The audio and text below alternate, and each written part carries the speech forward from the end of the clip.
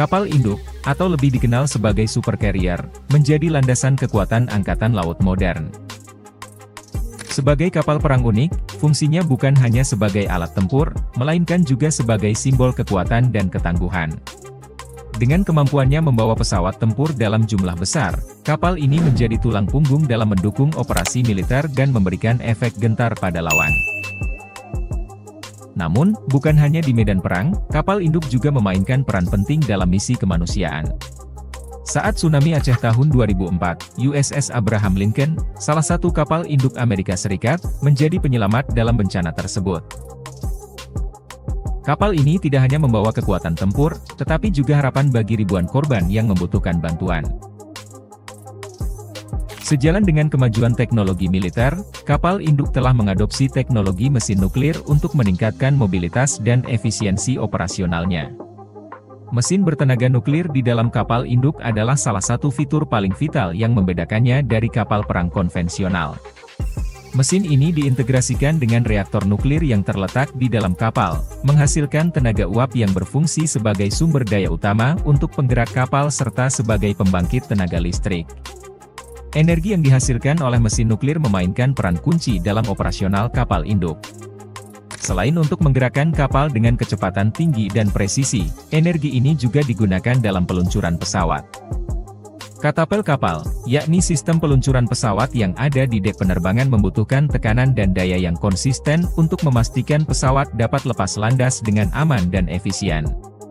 Sistem mesin nuklir pada kapal induk bukan hanya tentang tenaga penggerak, tetapi juga memainkan peran penting dalam keberlanjutan operasi kapal. Dengan kemampuan untuk berlayar tanpa perlu pengisian bahan bakar selama puluhan tahun, ini memberikan fleksibilitas dan ketahanan yang luar biasa selama operasi jangka panjang di laut. Proses konstruksi kapal induk adalah suatu karya seni teknik yang membutuhkan presisi dan koordinasi yang tinggi. Sebelum kapal induk menjadi kesatuan utuh, tahap-tahap perakitan berlangsung melalui modul potongan terpisah yang disebut superlift. Setiap superlift, yang dapat memiliki berat mencapai ratusan ton, mencakup beberapa dek dan berbagai kompartemen. Pertama, konstruksi baja badan kapal dimulai di darat. Para kru merakit konstruksi baja ini dan menghubungkan seluruh pengkabelan dan pemipaan yang diperlukan. Proses ini memungkinkan kesiapan kapal sebelum modul superlift dipasang. Kemudian, menggunakan derek raksasa, modul superlift diangkat dan diturunkan tepat ke posisi di dalam kapal. Setiap modul disambungkan atau dilas dengan modul sekitarnya, membentuk struktur yang kokoh dan terintegrasi. Tahap akhir konstruksi mencakup pengangkatan modul terakhir, yang dapat memiliki berat hingga ratusan ton, ke dek penerbangan. Ini adalah tahap kritis yang melibatkan koordinasi tim yang ketat dan kehati-hatian luar biasa. Keseluruhan proses ini memastikan bahwa setiap kapal induk yang dibangun memiliki struktur yang kuat, efisien, dan mampu bertahan dalam kondisi paling ekstrim sekalipun.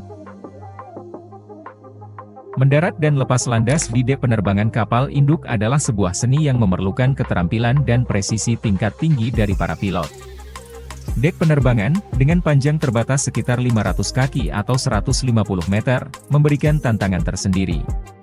Pesawat harus mendapatkan kecepatan lepas landas yang cukup dalam jarak yang sangat pendek, dan ketika mendarat, dek ini hanya menyediakan ruang landasan pacu sekitar 500 kaki juga.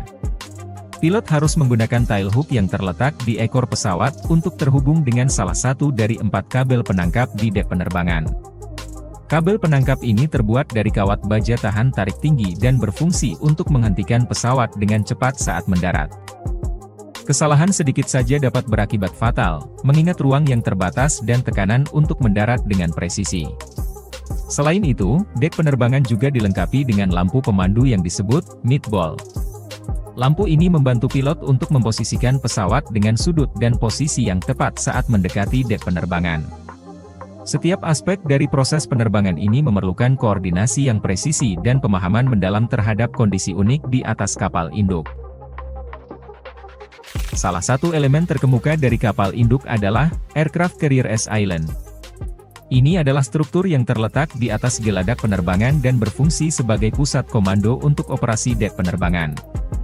Dengan tinggi sekitar 150 kaki atau 46 meter dan lebar sekitar 20 kaki atau 6 meter. Island ini memberikan visibilitas yang optimal kepada petugas yang berada di dalamnya. Bagian atas island dilengkapi dengan array radar dan antena komunikasi yang memantau sekitar kapal dan pesawat terbang.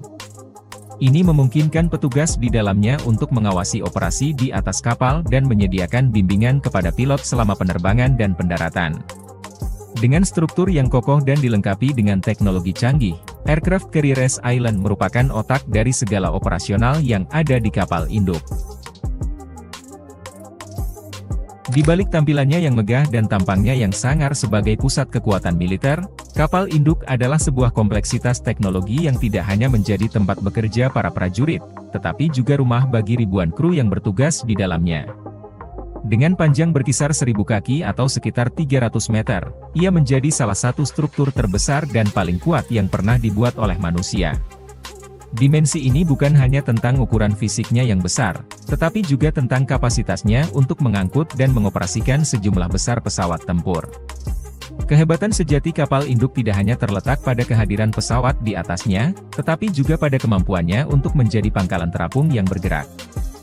Dengan bobot berkisar antara 15.000 hingga 90.000 ton, kapal induk mampu menahan beban berat dari armada pesawat yang diangkutnya. Desain dan kemampuan bawaan kapal memainkan peran penting dalam menentukan bobotnya yang bervariasi. Kapal induk terdiri dari struktur baja yang kokoh dan dilengkapi dengan berbagai sistem pendukung yang memastikan kehandalan dan ketangguhan dalam berbagai kondisi laut. Di dalam rancangannya yang megah, kapal ini juga dirancang untuk menjadi rumah bagi ribuan kru yang mengabdi di dalamnya. Dalam lingkungan yang terisolasi di tengah lautan, fasilitas modern di dalam kapal menjadi esensial untuk menjaga kesejahteraan dan semangat kru. Salah satu keunikan kapal induk adalah kemampuannya untuk menyediakan fasilitas yang tidak hanya memenuhi kebutuhan militer tetapi juga kebutuhan sehari-hari kru yang tinggal di dalamnya. Fasilitas ini mencakup bar, bioskop, ruang medis, dan fasilitas olahraga. Fasilitas-fasilitas ini bukanlah sekadar tambahan mewah di kapal induk, akan tetapi merupakan cerminan perhatian serius terhadap kesejahteraan kru yang berada di garis depan tugas militer. Lingkungan hidup yang lengkap ini membantu kru untuk menjalani kehidupan sehari-hari dengan semangat yang tinggi, meskipun berada di tengah laut yang terbuka dan menjauh dari daratan. Selain itu, fasilitas ini juga mendukung fungsi operasional kapal. Kru yang beristirahat dengan baik dan dalam keadaan fisik yang prima lebih mampu menjalankan tugas-tugas militer mereka dengan efisiensi dan presisi yang tinggi. Oleh karena itu, aspek kesejahteraan dan kehidupan sehari-hari di kapal induk bukan hanya pertimbangan sekunder, melainkan juga bagian integral dari strategi operasional. Inilah gambaran singkat tentang kapal induk, sebuah keajaiban teknologi yang tidak hanya menakutkan di medan perang, tetapi juga menjadi penyelamat dalam situasi kemanusiaan. Semua ini menciptakan narasi yang melibatkan tidak hanya tugas militer tetapi juga peran kemanusiaan yang luar biasa.